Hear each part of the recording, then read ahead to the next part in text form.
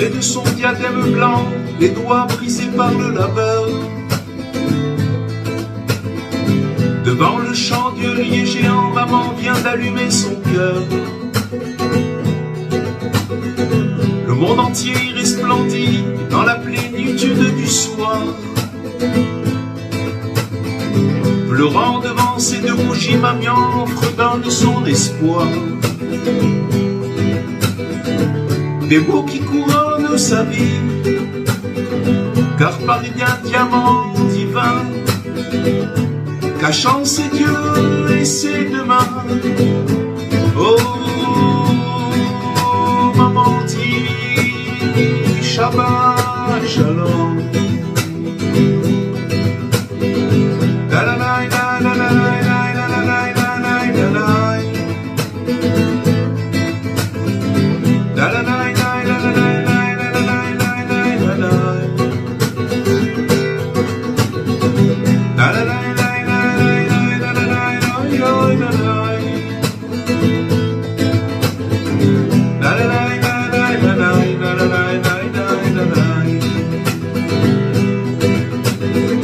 Car Paris d'un diamant divin, son âme qui brille et rayonne, cachant ses yeux et ses deux mains, dis doucement maman, Shabbat Shalom. La la la la la la la la la la la la.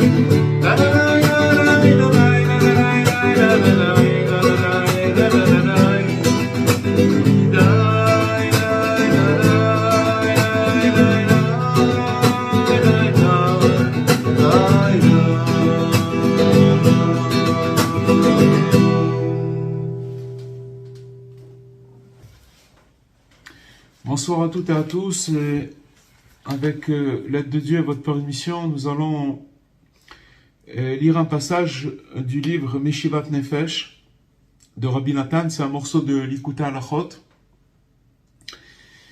Et voilà, donc Rabbi Nathan il nous dit que la Torah, elle est appelée témoignage. D'accord? Pourquoi témoignage? Parce qu'il y a deux tables de la loi, et qui sont appelées les tables de témoignage. Et pourquoi elles sont au nombre de deux? Pourquoi on dit qu'il y a deux tables de la loi? Parce que la Torah, elle nous dit que pour pouvoir témoigner d'un événement, il faut deux témoins. S'il y a un seul témoin qui a vu quelque chose, il peut pas, si vous voulez, il peut pas témoigner. On a besoin de deux témoins pour que, si vous voulez, son témoignage il soit valide et qui s'appelle un témoignage. Donc c'est pour ça que les tables de la loi sont appelées les tables de témoignage, parce qu'elles témoignent de quelque chose. Et donc, en fait, les tables de la loi, pourquoi elles sont au nombre de deux? Parce que, en fait, elles correspondent au point supérieur et au point inférieur. Si par exemple, je vais vous faire montrer maintenant la lettre, je ne sais pas si on la voit, peut-être que vous la voyez à l'envers. C'est bon, vous la voyez bien. La lettre Aleph, d'accord? La lettre Aleph, elle correspond, vous avez le point supérieur et vous avez le point inférieur et une barre qui les sépare. Alors, le point supérieur, il correspond, si vous voulez, au ciel. Ça veut dire ce qui se passe dans les cieux, ce qui se passe dans les mondes supérieurs. et le point inférieur, il correspond à ce qui se passe sur Terre, dans notre monde, dans lequel on est. D'accord? Donc le point supérieur de du Yud d'en haut, d'accord? Il correspond à ce qui se passe dans les points, dans les mondes supérieurs. Et en bas, le point d'en bas, le Yud d'en bas, il correspond à ce qu'il y a dans notre monde. Et donc, c'est deux témoins qui, en fait, ils proclament et ils font connaître à tous les deux, ces deux points-là, que la royauté divine, elle domine toute chose. Ça veut dire que c'est maintenant, elle est dans le ciel, cette royauté divine, elle est aussi sur terre. Dans les cieux, en haut, comme en bas, sur terre. Comme il est dit, le passage qui dit, Imesak Shamaim Shamata, Ve'atzia Sheol-Nika. Le roi David, il dit, dans un verset des psaumes, que si je vais escalader les cieux, alors toi, Dieu, tu es là-bas, tu es dans les cieux, d'accord? Tu es très loin encore. T'es pas accessible parce que tu es très très loin. Tu es encore très loin si moi j'arrive dans les cieux. Et si je tombe si vous voulez, dans le Sheol, ça veut dire dans l'enfer, ça veut dire que je tombe par terre, d'accord? Je trébuche, je tombe par terre, alors te voici.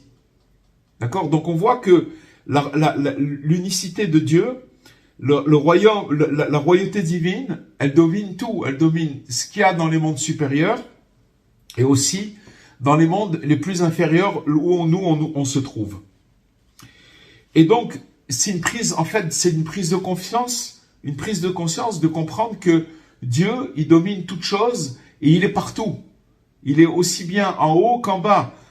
Dieu, il n'est pas seulement avec les gens qui ont des grands degrés de sainteté et de connaissance, et il est en haut et il est en bas aussi.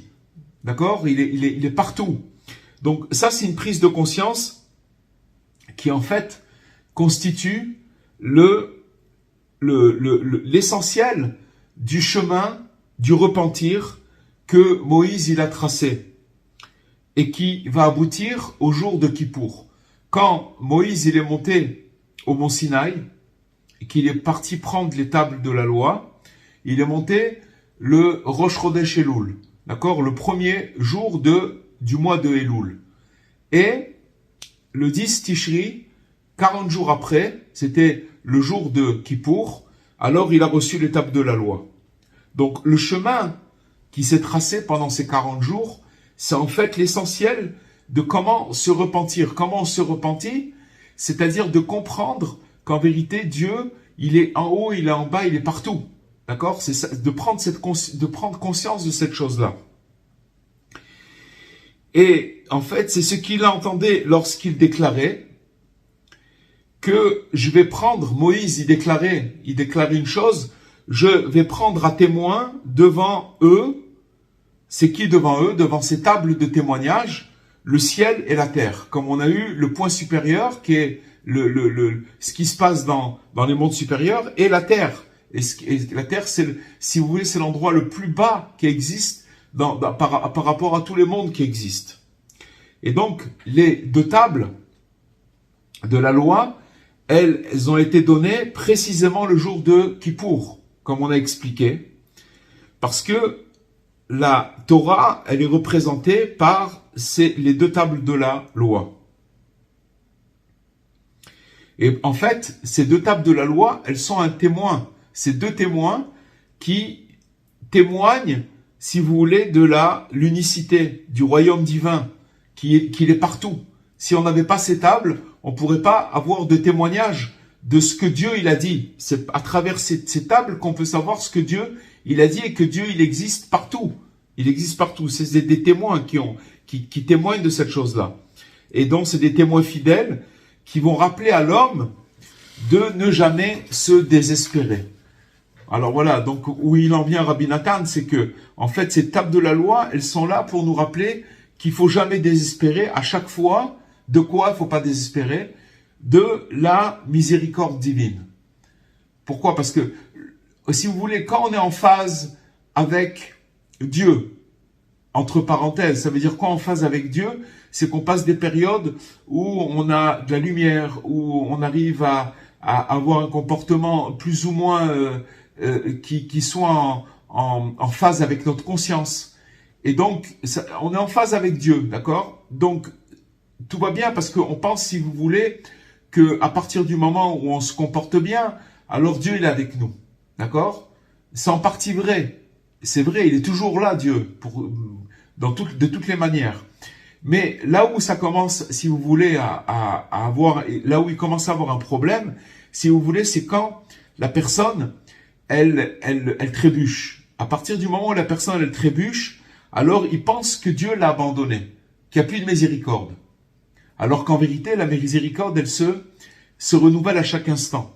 Donc, ces tables de la loi, qui sont, comme on a dit, des témoins fidèles, elles rappellent à l'homme que de ne jamais désespérer à chaque fois de cette miséricorde divine. Et ces tables de la loi, elles ne cessent de stimuler l'homme, de nous stimuler dans ce sens-là. Et c'est pour ça qu'elles ont été données le jour de Kippour, qui est en vérité un moment qui est très privilégié et qui s'appelle le jour du pardon. Ça veut dire c'était le jour de l'aboutissement du chemin de repentir qu'il avait engagé Moïse le premier Elul, le premier jour du mois de Elul.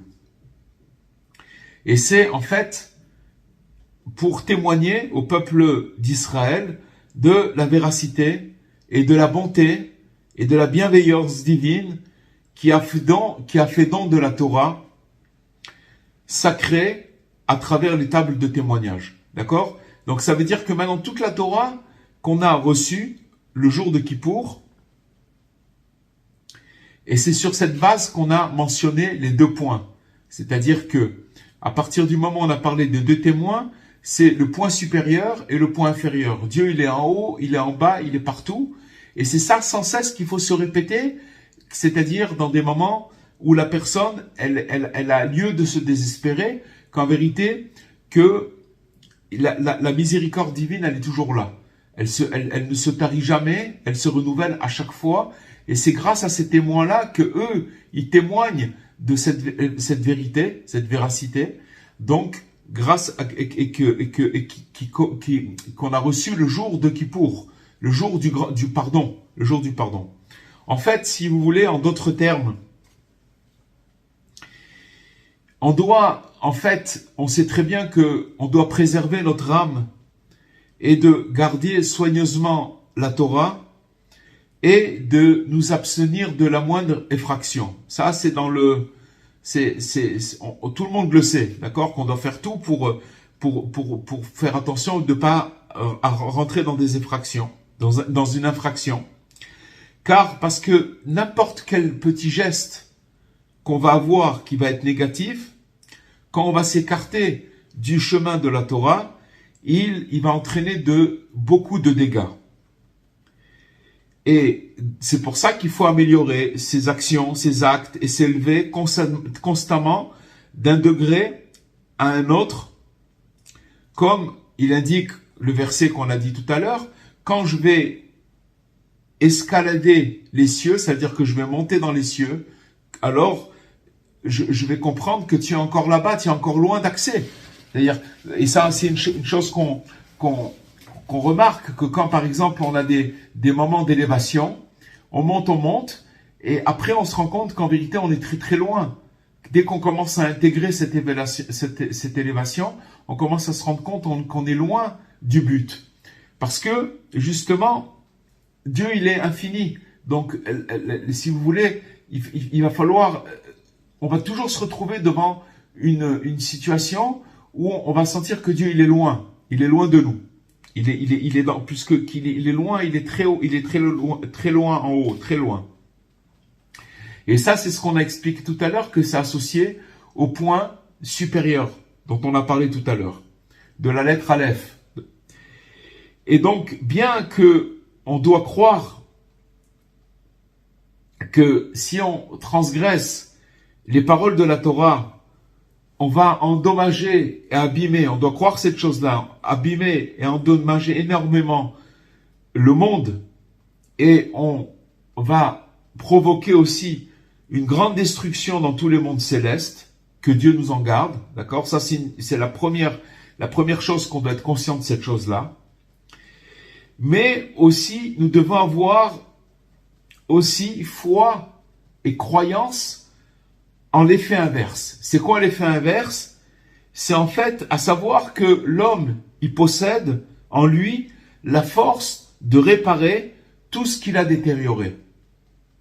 D'un côté, si vous voulez, quand on s'écarte du chemin, ça fait des grands dégâts, d'accord, dans ce monde et dans les mondes supérieurs. Mais d'un autre côté, il faut croire aussi, simultanément, que, et avoir la foi, qu'on a la force de réparer tout ce qui a été détérioré. Parce que, en fait, en tout état de cause, il faut savoir que Dieu se trouve encore avec lui et à ses côtés. Comme la suite du verset qu'on a cité tout à l'heure, quand on monte dans le ciel, alors tu es là-bas, tu es très loin. C'est-à-dire, quand je monte dans les cieux, alors tu es là-bas, tu es très loin. Mais quand je vais tomber, c'est la deuxième partie du verset, quand je vais tomber en enfer, te voici. Faut ici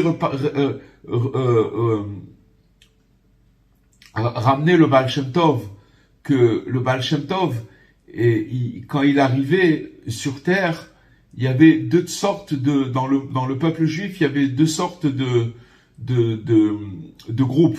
Il y avait les érudits qui, eux, ils avaient accès aux livres parce qu'à l'époque, il n'y avait pas d'imprimerie et tous les livres, ils étaient écrits manuscrits.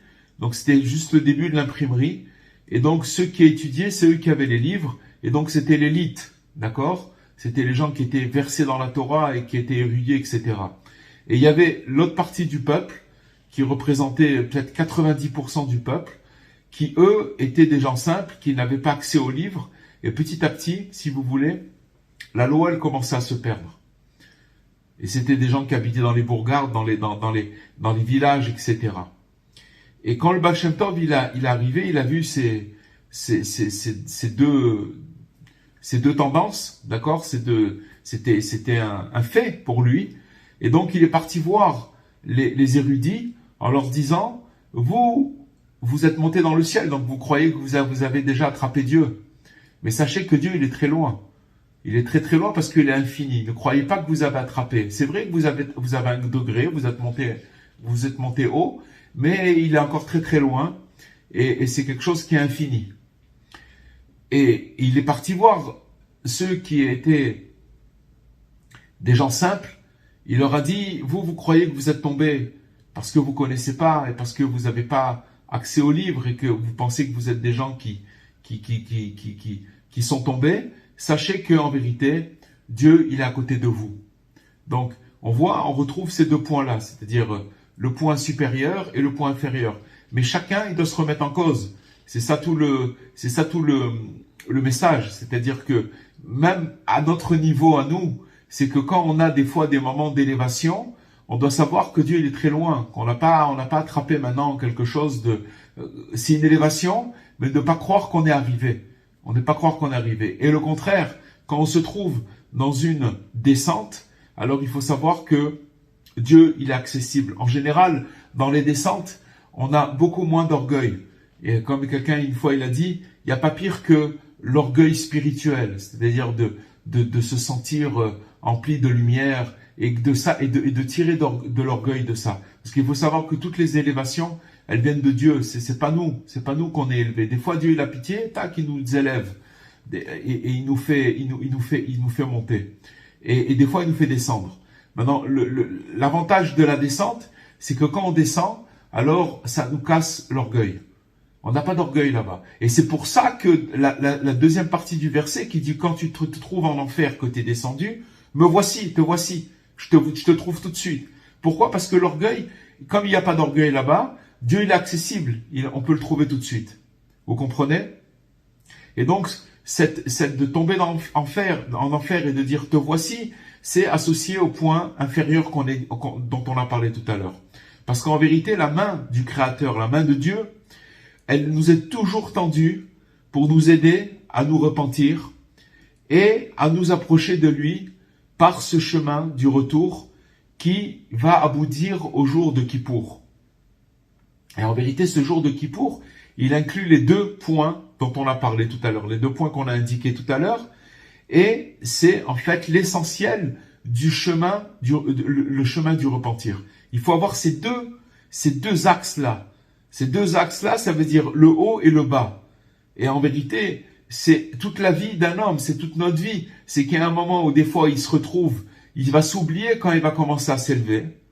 Et on lui rappelle, alors quand il va s'oublier, dès qu'il va commencer un petit peu à grossir dans l'orgueil, un tant soit peu, alors tout de suite, il va préparer sa descente. Et après sa descente, elle va lui rappeler que, elle va lui enlever cet orgueil. Et il faut faire attention, parce que quand il se retrouve dans la descente, il faut savoir que Dieu, il est avec lui là-bas. Parce que s'il oublie ça, s'il veut trouver Dieu que quand il va bien, que quand il est en montée, alors ça pourra pas marcher. Ça veut dire qu'il va tout laisser tomber. Malheureusement, on peut avoir aussi tendance à vouloir chercher que les montées. Mais les montées, elles sont là que parce qu'il y a une descente. Sinon, il n'y aurait pas de montée. Et Shabbat, j'ai entendu, quelqu'un m'a dit quelque chose de très intéressant. Quelque chose que je vais essayer de vous le dire. C'est que c'est marqué qu'en vérité, la descente, elle est pour arriver à monter. Ça veut dire que pourquoi Hachem il nous fait descendre, c'est pour nous donner une grande élévation. Alors, comment il m'a dit ça? Il m'a dit que quand une personne, elle descend, mais que elle pense à remonter, c'est-à-dire qu'elle descend, mais elle souffre de ça, c'est-à-dire qu'elle, si vous voulez, son attention, c'est de monter, c'est-à-dire qu'après, excusez-moi, quand la personne elle est montée, d'accord, et qu'il est monté pour le nom de Dieu, ça veut dire qu'il n'avait pas d'autre intention, il voulait monter pour se rapprocher de Dieu. Alors quand il va descendre, ça s'appelle aussi une montée. Ça s'appelle une montée aussi, ça s'appelle qu'en vérité, sa descente, elle est contrôlée par Dieu, et ça s'appelle aussi une montée, et après il va remonter encore plus haut. Voilà ce qu'il m'a expliqué. Comme il me l'a dit en hébreu, c'est un petit peu difficile de le transmettre, mais en vérité, ce qu'il veut dire, c'est que la descente, même la descente, ça s'appelle une montée, elle est considérée comme une montée à partir du moment où quand il est monté pour se rapprocher vraiment, véritablement de Dieu. Pas pour avoir de l'orgueil. Malheureusement, après, des fois, on peut se perdre. Mais quoi qu'il en soit, la providence, elle nous ramène toujours à redescendre. Et il faut savoir que quand on redescend, Dieu, il se trouve aussi là-bas. Et donc, ces deux points-là on a expliqué, le haut et le bas, c'est ça l'essentiel du repentir, du chemin du repentir, que si vous voulez, Moïse, il a tracé à partir du 1er Elul, d'accord, jusqu'à le dit Teshri, ça veut dire pendant les 40 jours, entre 1er Elul jusqu'à Yom Kippour. Et donc, le témoignage de Dieu, qui est reflété par ces tables de la loi, est digne de foi, d'accord? C'est-à-dire qu'on doit croire en ça. Et il donne la sagesse aux bêtes, celui qui est bête, parce qu'en vérité, en réalité, il faut savoir que la Torah, elle souhaite rendre sages les bêtes, ceux qui sont niais, ceux qui sont bêtes. C'est quoi un bête? C'est-à-dire celui qui a déjà été séduit par son penchant au mal et il s'est égaré. C'est ça qui s'appelle quelqu'un de bête, quelqu'un qui est niais, quelqu'un de sot. C'est en vérité pourquoi la Torah elle a été donnée, pourquoi ce témoignage il a été donné, parce que elle veut rendre sage celui qui a été pris par son penchant au mal et qui s'est égaré. Pour ça que la Torah elle a force de remettre la personne sur le bon chemin. Même si la personne elle faute mais qu'elle étudie, alors finalement la force de ce témoignage, de cette Torah, elle va finir par petit à petit, le sortir de ce mauvais penchant. D'accord? Et donc, la Torah, elle proclame, elle témoigne devant lui qu'est-ce qu'elle témoigne, cette Torah, ce témoignage, qu'est-ce qu'elle témoigne? Et que si il va revenir à Dieu, le maître du monde, il va agréer aussitôt son repentir et le rapprocher de lui avec une immense tendresse. Le problème, c'est pas qu'on veut pas se repentir. C'est qu'on croit que, à cause des nombreuses fautes qui ont été faites, alors que c'est pas possible de réparer. Et c'est ça qui nous explique Rabbi Nathan dans cette étude-là. C'est qu'en vérité, les tables de témoignage, pourquoi elles sont dignes de foi? Parce que c'est la parole de Dieu. C'est Dieu qui a dit ça. Et Dieu, il dit, non, dans mes tables de la loi, il y a marqué que même si une personne elle s'est égarée grandement, il faut savoir que si la personne elle veut se repentir, je vais l'accueillir avec une grande tendresse. C'est comme si je vous donne un exemple. Imaginez-vous un père qui est en colère contre un de ses enfants, pour une raison ou pour une autre. Et le fils, on lui dit, ouais, ton père il est en colère. Et le fils, il veut pas aller voir le père parce qu'il a peur de sa colère. Mais en vérité, le père, il n'est pas en colère contre lui. Il attend qu'il vienne et qu'il attend de lui ouvrir les portes pour l'accueillir avec une grande tendresse. C'est exactement la même chose. Il faut savoir que quand on s'écarte, on a l'impression, si vous voulez, que Dieu il est en colère contre nous. Et à cause de ça, on croit qu'on ne peut pas réparer si vous voulez, toutes les erreurs qu'on a pu faire. Mais en vérité, c'est complètement faux. C'est ça, si vous voulez, encore une fois, c'est deux points qu'on a cités, le ciel et la terre.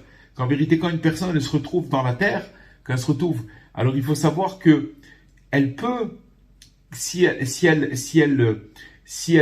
revient à Dieu, Dieu il va l'accueillir avec une grande tendresse. C'est ça qui a marqué dans les tables de témoignages qui sont en vérité la Torah de Dieu, qui témoigne de cette vérité-là.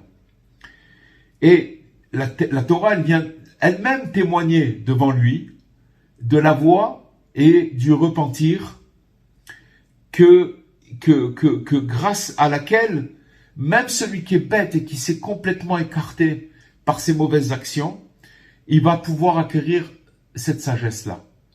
Pourvu qu'il continue, qu'il étudie, pourvu qu'il essaye de chercher dans les paroles de Torah, parce que là-bas, il y a une force, chaque mot, chaque lettre de Torah, c'est un ange qui va venir et qui va petit à petit lui donner la possibilité de devenir sage. Sage, c'est pas quelqu'un qui a de la connaissance. Sage, c'est quelqu'un qui arrive, si vous voulez, à se débarrasser de son penchant au mal.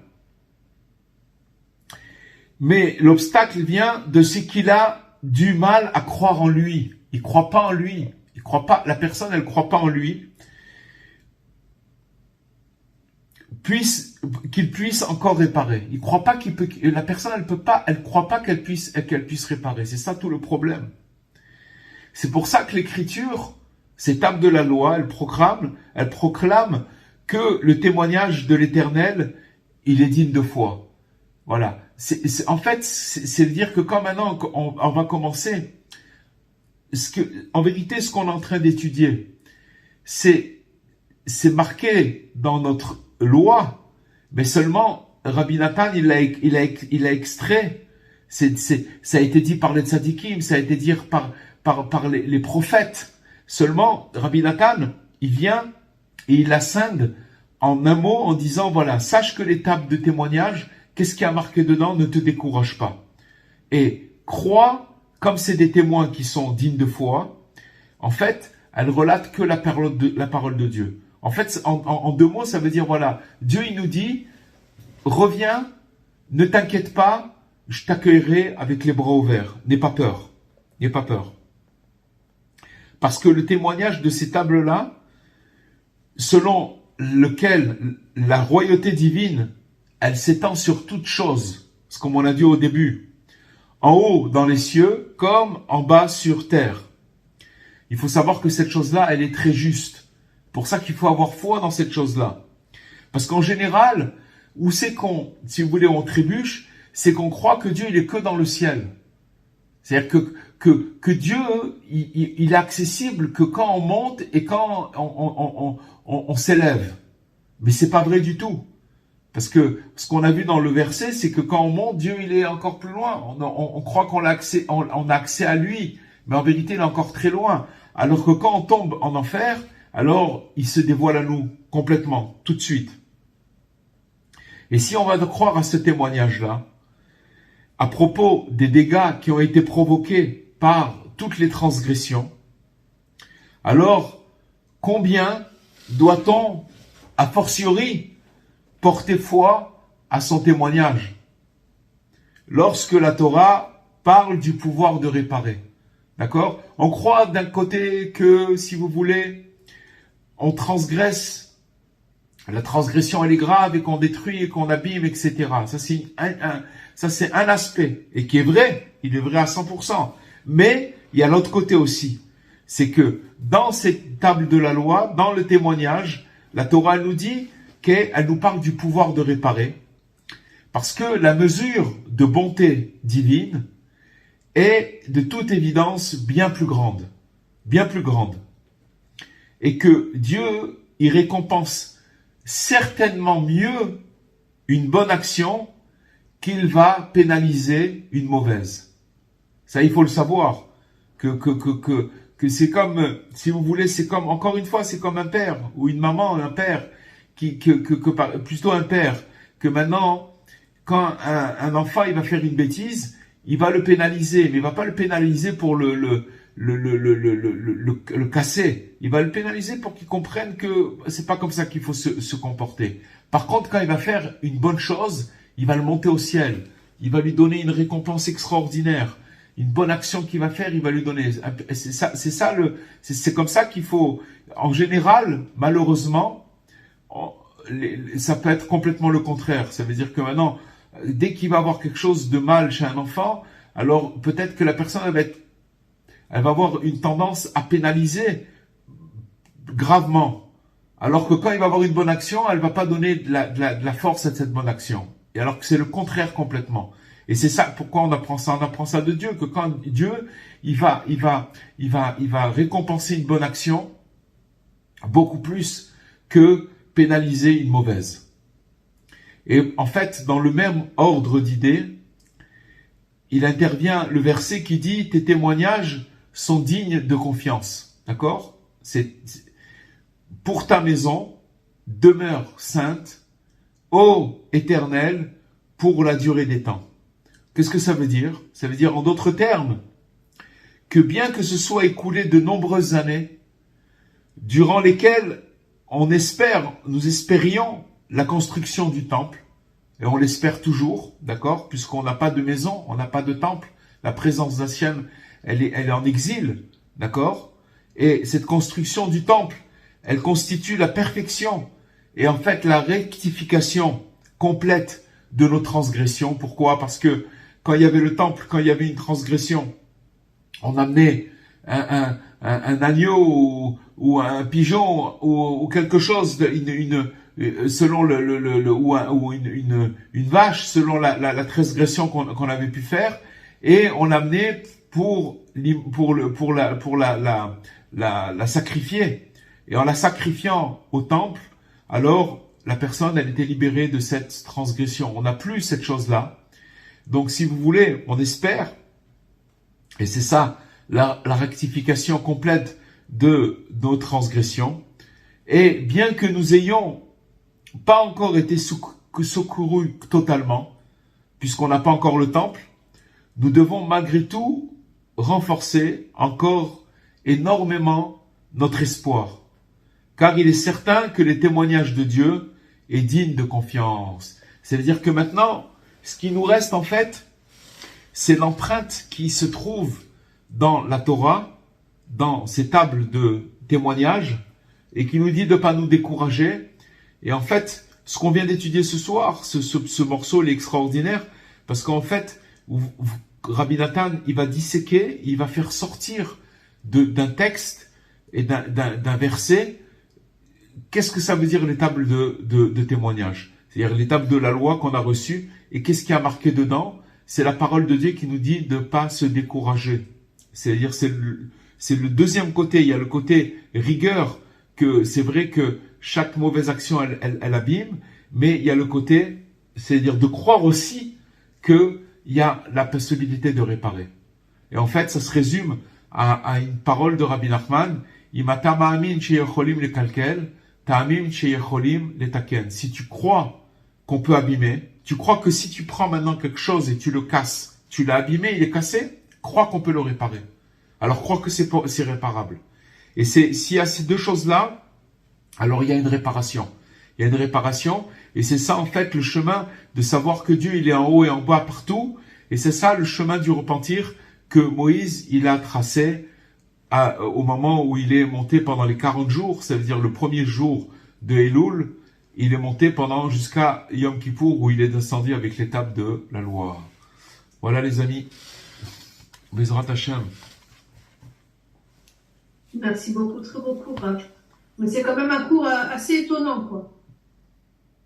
Pourquoi? Comment on peut croire que si on est dans la descente, on est quelque part en rapprochement? C'est valable que si après on va revenir. Mais si on est dans une chute libre, c'est un problème. Mais quand une personne, la personne elle est en chute libre, justement parce qu'elle croit qu'elle a abîmé et qu'elle a plus moyen de réparer. C'est pour ça qu'elle est en chute libre. Et analysez ce qu'on vient de dire, vous allez voir que chacun, là où il est, même par rapport à des pensées, même si la personne, peu importe, que là où elle rentre dans un désespoir, c'est parce qu'elle croit qu'elle a franchi un cap ou qu'elle a exagéré et que maintenant, elle n'a pas la possibilité de réparer. C'est ça la chute libre. Mais si la personne, elle croit par rapport à ces tables, à ces témoins qui sont les tables de la loi, que dedans il y a marqué, sache qu'Hachem, il va te prendre avec une grande tendresse si tu reviens vers lui. Ça veut dire que tout est réparable. Alors la personne, elle se décourage pas. Vous comprenez cette notion? C'est une notion de tenir bon dans la chute. Oui, et tenir bon dans la chute, c'est pas tout à fait ça ce qu'on a étudié ce soir. C'est de savoir que quand une personne elle a abîmé, elle peut réparer. C'est ça qu'on a appris ce soir. Elle peut réparer.